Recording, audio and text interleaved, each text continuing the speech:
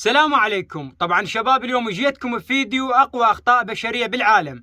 انا وياكم اليوم راح نشاهد اقوى اخطاء بشريه بالعالم ونشوف شنو ردة فعلي على هاي الفيديوهات. وهواي يصير اخطاء عند الاشخاص بس للاسف ماكو كاميرات تصور باي وقت، فهاي الفيديوهات التقطتها كاميرات بالصدفه. يلا يا شباب ما اطول عليكم بالمقدمه، نقول بسم الله ونبدا باول فيديو. شباب هذا اول فيديو، هذا شخص مغرز وطلب الفزعه فما حد سحبه راعي الشفل. خلينا نشوف ايش سوى بيه.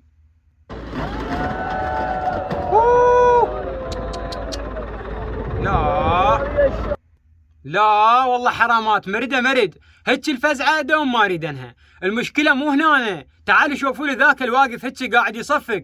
ادري من الصفق؟ هو خطيه دعاميته انشلعت وحالته حاله. الصفق المن بس ركزوا لي عليه شلون يصفق وفرحان، ما ادري على اليمن. والله حرامات، مرد السيارة مرد. يا اخي شنو المازيك؟ اطلع عنها واخليها شوية واسحبها براحتها. ليش انت سحبتها؟ يعني جاب له شفل يسحب له السيارة فلاونزا تويوتا ملحها ملح هيجي قطمها بالنص الحمد لله والشكر، مثل هذا الخطأ شيء طبيعي وانا شايف اكثر من خطأ، بس يعني اهم شيء ما حد بيهم تعور. الخطأ هذول الواقفين وعدوا بالسيارة وعدوا بالشفل. ادري انتم شلون تسحلون السيارة بشفل.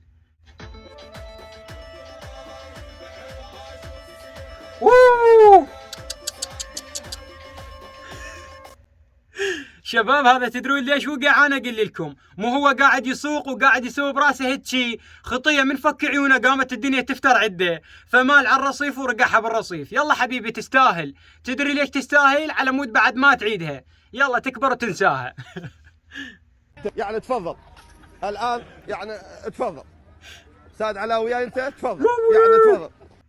شباب مو هنا المشكله. هسه الدراجه تقول انا انا شعليه هديتني بالشارع. تعال لي انت معصب وتركض ورا، شبعت اصواته عوفه. ادري تنوع دربك هسه على قد العصبيه بعد ما اشوف دربك. والله كون انت عراقي، اذا طلعت مو عراقي اردق الصيد من انا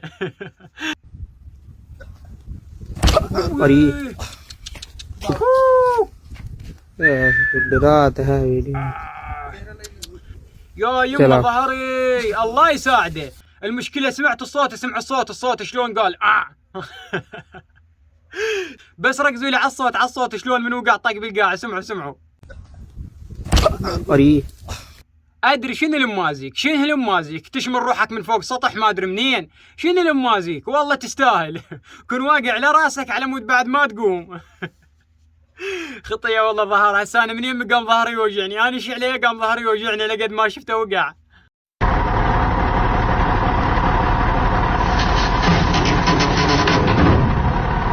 شباب لا حد يضحك علي، والله احنا نحكي لي يسعد لله. لو انا بمكانه غير تنخف الروح ما اقدر اشرد، اموت بمكاني. هو عمي زلمه من شرد على يدي هيجي كاتبين علي نسع رجلين من الخوف. عمي حقه لا نسع رجلين.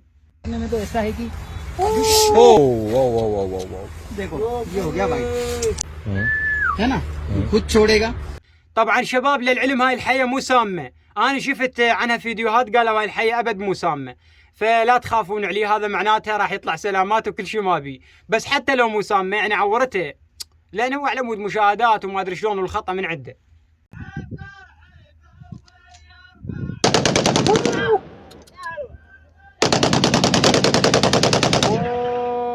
شباب والله العظيم ربك ستر يعني شفت التشيلات وين طقن جوا رجلين صاحبه، بس خطيه صاحب عليك يلا كمل طريقه. وهو المصيبه رجع كمل رمي. يا اخي كافي انت طلعت من بين الموت، يعني قتل صاحبك الا شويه والله يا شباب ديروا بالكم من السلاح ترى مو لعبه. انا هوايه اشوف انا اشخاص بعراس ومناسبات يطلع سلاحه ورمى بنص العالم، يعني عنده شيء طبيعي. يا اخي انت تدري مثل هذا كنت صاحبه الا شويه.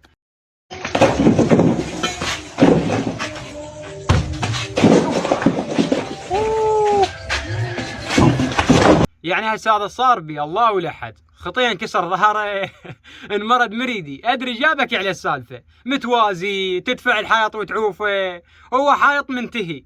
يلا خذها بكيسك روح، راح تنام لك شهر بالمستشفى ويا حبايب قلبي هنا وتكون نهايه هذا الفيديو. ان شاء الله يا رب تونستوا وياي والله العظيم حتى انا تونست على ذني الفيديوهات. اذا حبيتوا هيك سلسله اسوي لكم اكتبوا لي بالتعليقات، سوينا بعد هيك فيديوهات، ولا تنسون تخلوا لي لايك واشتراك بالقناه وتعليق حلو. اشوفكم بفيديو ثاني، وياكم مرتضى عطله، يلا في مان الله. I've been cooking up hits, I'ma leave a legacy. You'll be looking small when you're standing right